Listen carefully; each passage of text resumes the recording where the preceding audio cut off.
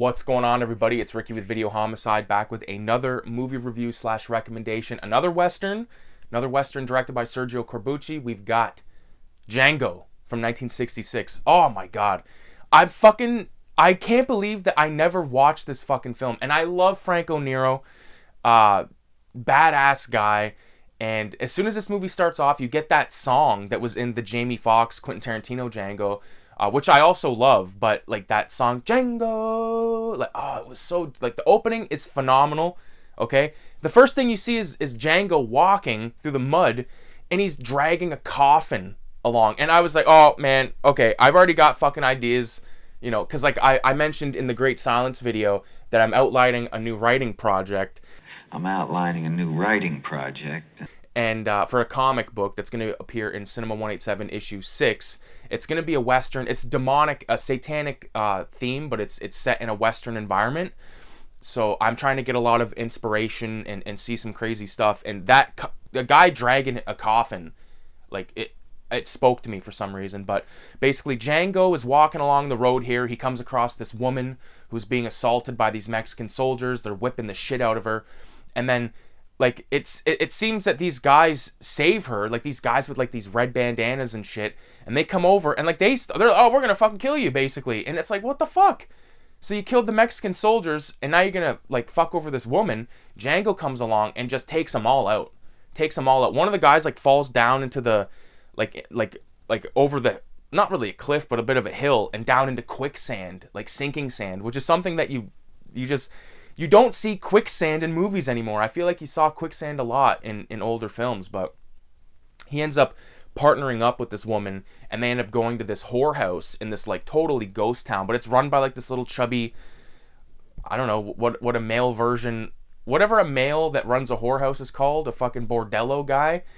He's got all these girls, and basically he lets us know that there's the American soldiers, and then there's the Mexican soldiers, and they're beefing hardcore.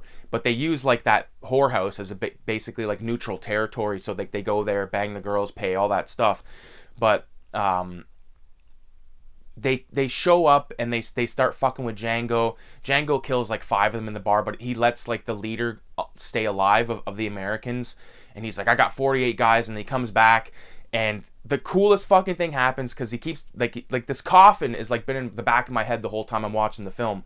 He pulls the coffin outside. He kind of positions it like behind this big fallen down tree. And then all 48 of these assholes come creeping into town. Next thing you know, fucking Django rips open the coffin. There's a fucking like Gatling gun in the coffin. He takes them all out. Not all of them, but most of them out. And they end up using that gun again later on, because Django's sort of like a bandit guy. Well, he ends up working with the Mexicans because he knows the one, like the leader of the Mexicans, and they stage this robbery where they get all this gold, and Django ends up taking the fucking gold. He ends up getting his hands all fucked up, and it's quite the film, man. I gotta say, I really did like it.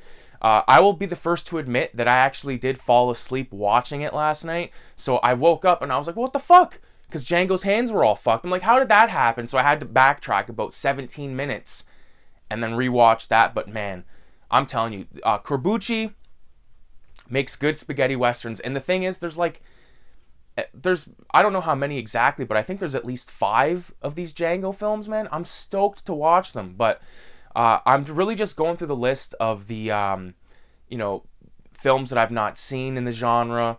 And like I said, just lifting inspiration all over the place. Like, one of my favorite scenes, I almost just forgot to mention this. I took a video of it and everything. This one guy cuts a fucker's ear off and then makes him eat it.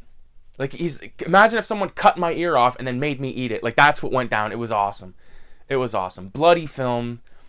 Just like The Great Silence, like a really good film, you know. And I'll admit, man, I've been slacking lately. I haven't been watching too many films that movies off the wall. Like, I don't own Django, but Django is actually available on Tubi, which is great. So Great Silence available on Internet Archive, Django available on Tubi with a bunch of other stuff.